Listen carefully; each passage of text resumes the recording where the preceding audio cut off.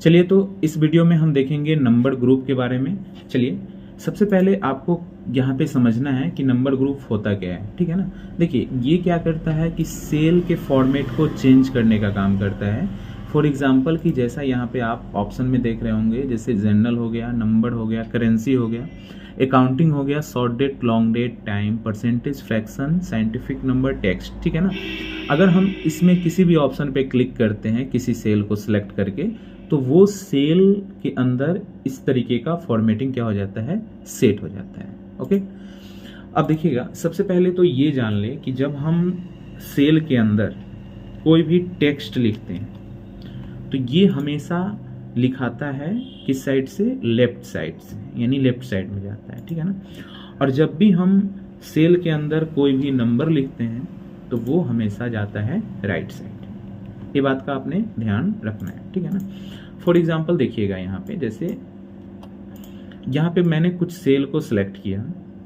Cell को select करने के बाद हम इस वाले ऑप्शन में गए और यहाँ पे पहले है जनरल, ठीक है ना। हम यहाँ पे क्लिक कर दिए।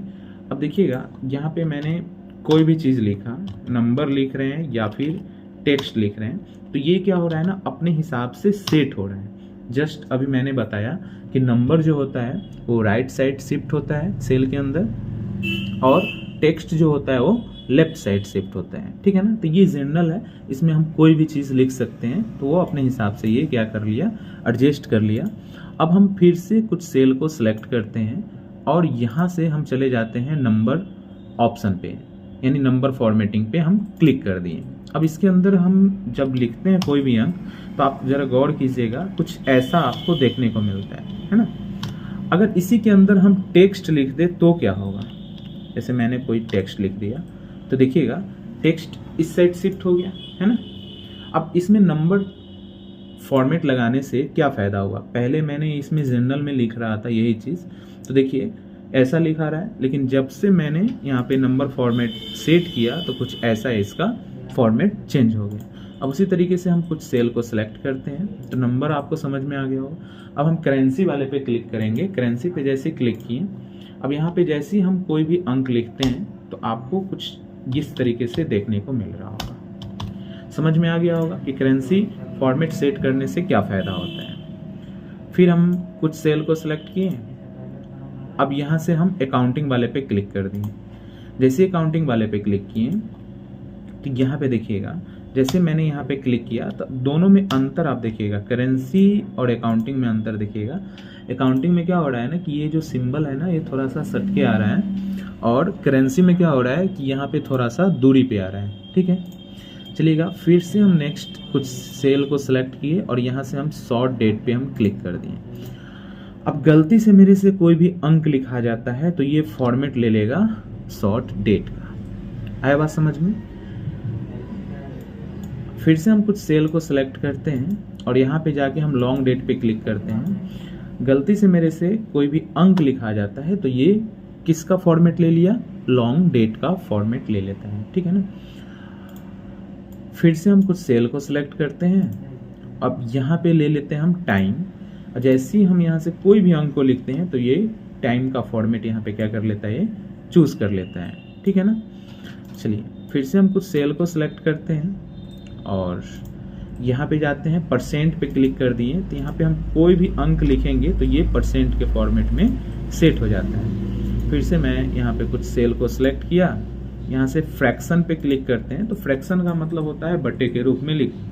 जैसे हम 4.5 लिखते हैं तो ये देखिएगा फ्रैक्शन में चेंज हो जाएगा, यानी बटे के रूप में ले लेता है, ठीक है ना।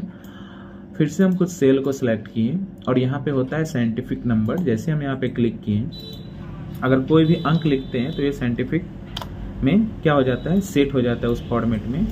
फिर यहाँ से हम कुछ सेल को सिलेक्ट किए और यहाँ पे होता है टेक्स्ट। यहाँ पे जैसे हम क्लिक कर दिए तो यहाँ पे देखिएगा, अगर हम यहाँ पे अंक लिखेंगे ना तो कुछ आपको नजर आएगा, यहाँ पे ग्रीन कलर का दिख रहा है ना, लेकिन जैसे ही हम यहाँ पे कोई भी टेक्स्ट लिखे तो ये गायब हो जाता है, ठीक है ना। अब देखिएगा, अब इसका यूज़ हम कहाँ पे करेंगे वो हम आगे बताएंगे, ठीक है ना। पहले हम इस ऑप्शन को समझ लेते हैं कि होता क्या है, ठीक है ना। चलिएगा, अब इसके नीचे ऑप्शन देखिएगा यहाँ पे, ठीक है।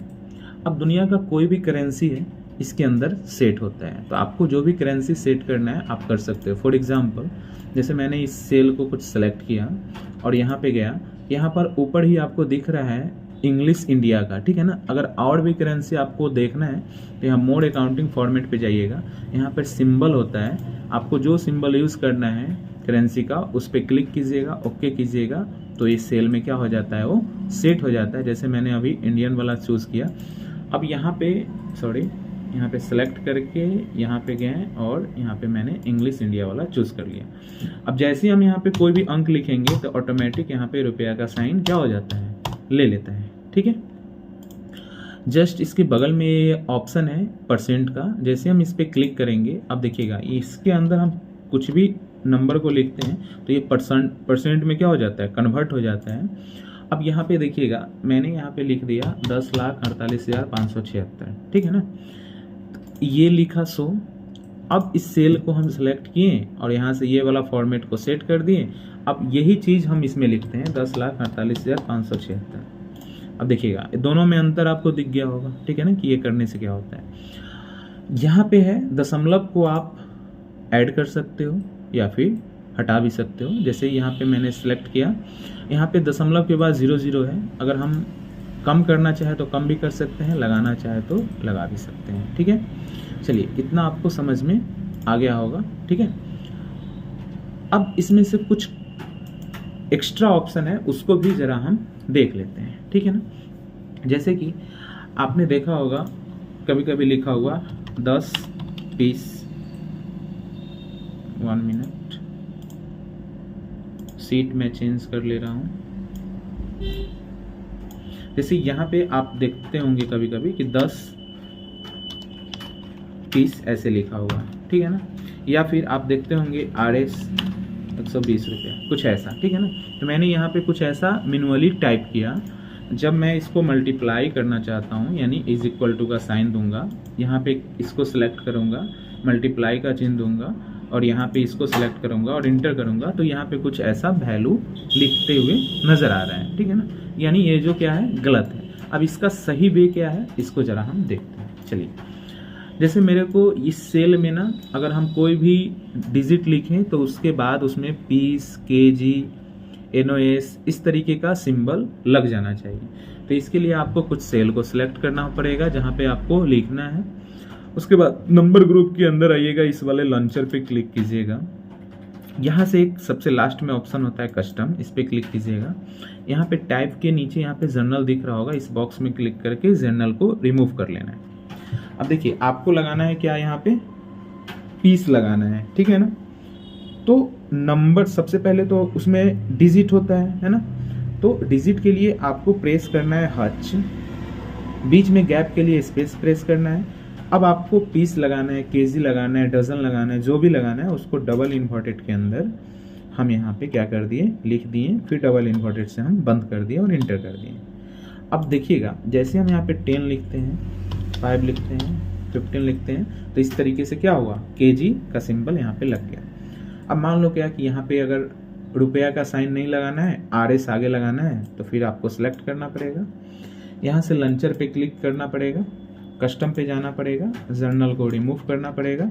अब देखिएगा RS पहले होता है, बाद में डिजिट होता है, ठीक है ना। तो सबसे पहले डबल इन्वर्टेड के अंदर हम RS को टाइप कर दिए और अंक के बदले अंक के लिए हम यहाँ पे लिख दिए हच, टाइप कर दिए और ओके कर दिए। अब यहाँ पे देखिएगा जैसे मैंने यहाँ पे लिख रहा तो यहाँ पे ऑटोमेटिक ये क्या हो रहा है, ले रहा है, ठीक है ना। अब इसको मल्टीप्लाई करेंगे तो देखिएगा इज इक्वल टू, यहाँ पे इसको सेलेक्ट किए, मल्टीप्लाई का चिन्ह यहाँ पे क्लिक किए, तब देखिएगा यहाँ पे क्या हो गया, अब मल्टीप्लाई हो गया। उस टाइम क्या हुआ था, वैल्यू लिख दिया था, ठीक है ना। तो इस तरीके से यहाँ पे हम इसका यूज़ करते हैं, ठीक है। अब चलिए अब इसका यूज़ करने का तरीका हम बता देते हैं। जैसे कि आपको कहीं पे इस तरीके का अमाउंट यानी लिखना है, करेंसी डालना है, ठीक है ना, या रुपीस का साइन देकर ऐसा लिखना है, तो आप उस सेल को क्या करोगे, सेलेक्ट करोगे, यहाँ से जाओगे उस ऑप्शन पे क्लिक कर दोगे, ठीक है। तो क्या होगा कि वहाँ पे जब भी आप लिखोगे तो कुछ इस तरीके से आ जाएगा। अब मान लो क्या कि कहीं पे आपको डेट का कॉलम बनाना है, क्या चीज़ का बनाना है, डेट का कॉलम। अब इसमें आपको ओनली फॉर डेट ही लिखना है, तो आप क्या करोगे, उस सभी सेल को जितना दूर में लिखना है उस सभी सेल को सिलेक्ट करके यहाँ से डेट का फॉर्मेट सेट कर देंगे, ताकि क्या होगा ना कि अगर हम यहाँ पे डेट लिखते हैं, ठीक है ना, तो कोई प्रॉब्लम नहीं है। लेकिन गलती से मेरे से कुछ टाइप हो जाता है टेक कोई भी अंक, तो यहाँ पे डेट का फॉर्मेट शो करेगा कि यहाँ पे आपको डेट लिखना है। तो इस तरीके से आप इसका यूज़ कर सकते हैं, ठीक है ना। तो आज के इस वीडियो में इतना ही, फिर हम मिलते हैं कल नेक्स्ट वीडियो में।